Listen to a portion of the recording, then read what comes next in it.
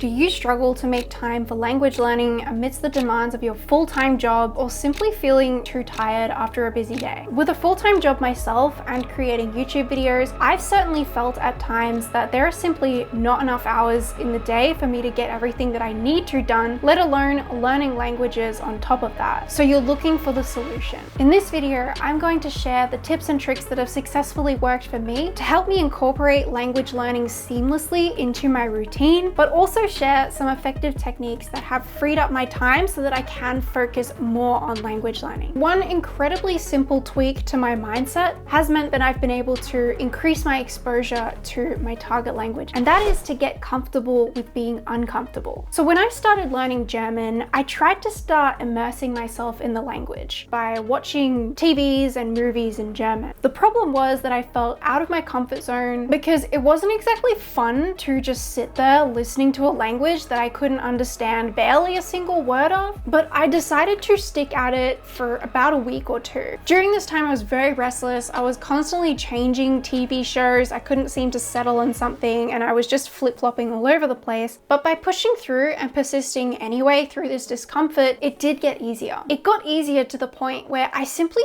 got used to being uncomfortable, and I was no longer bothered by how much of the language I just didn't understand and went straight over my head. Gradually, your ears will just adjust. When I did this with French, I went from not being able to understand a French conversation to actually being able to follow people when they're speaking at a normal, fast pace. No matter what activity or what location you're in, if you have the capability to listen to your language, you can leverage the time that you have already allocated to another activity and get language practice at the same time. Are you driving to work? Listen to a YouTube video, an audiobook, or a podcast. Listen when going for a walk, cooking, doing your makeup, even when you're going for a bathroom break at work. Make your Bluetooth headphones your best friend. Next, have you ever said that you're just too busy when in reality what you mean is that you're really feeling tired? So you go ahead and watch Netflix, or maybe you just doom scroll on your phone. You've maybe even felt a bit guilty before, knowing that you could have used your time better. What I'm going to tell you next has been life-changing for my own language learning, and I rarely, if ever, feel guilty anymore about watching Netflix. Since I have gotten comfortable with feeling uncomfortable, I've gotten used to watching every single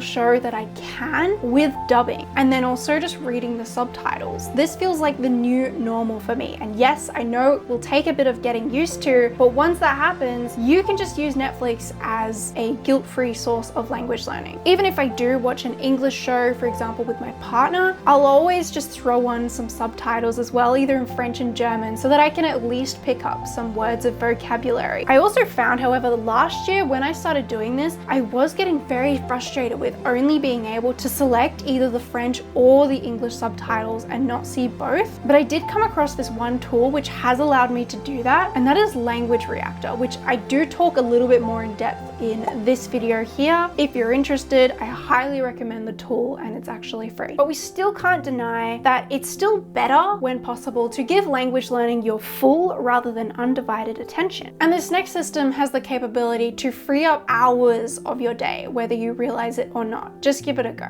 So I came across this system in Arnold Schwarzenegger's book, Be Useful, but he talks about how we all have the same 24 hours in the day. So how do you use each and every one of those hours? For me, I spend 8 hours sleeping, half an hour getting ready for work in the morning, half an hour for my total daily commute, then 8 hours at work, an hour spent on dinner, then let's deduct a further 2 hours in the evening for various or unspecified activities like going out or running errands, doing the shopping, exercising. Even with a full-time job and getting adequate sleep, I still have 4 whole hours left in my day. You can achieve so much with just 1 hour. So imagine what could be achieved with more than that. So as I also create YouTube videos, let's deduct a further 2 hours, which leaves me with about 2 hours left for language learning. Now I get it, you're not gonna wanna do this every single day of the week, but when you now aggregate those daily hours over the course of a whole week, taking just 1 hour to dedicate to an online Lingota class or booking an italki conversation session with a tutor now becomes very, very manageable. So pick a time, pick a day, and commit to it for a more focused lesson. This is how you make time fit into your already busy schedule. And now for the rest of all that time, I get it. When you get home from work, you just want to relax. The thing is that language learning doesn't always have to be strenuous. Quite the opposite. And there's many ways that you can make language learning fun and enjoyable. So I might make a whole video about this. To avoid getting burnt out in general, it's so important just to dedicate time to activities and hobbies that bring you joy and make you happy. So what are those activities for you? And then ask how you can incorporate language learning into those activities. For me, I love watching YouTube, so I find YouTubers in niches that I like in my target language. I also like to read books, so I either will outright purchase a book in my target language,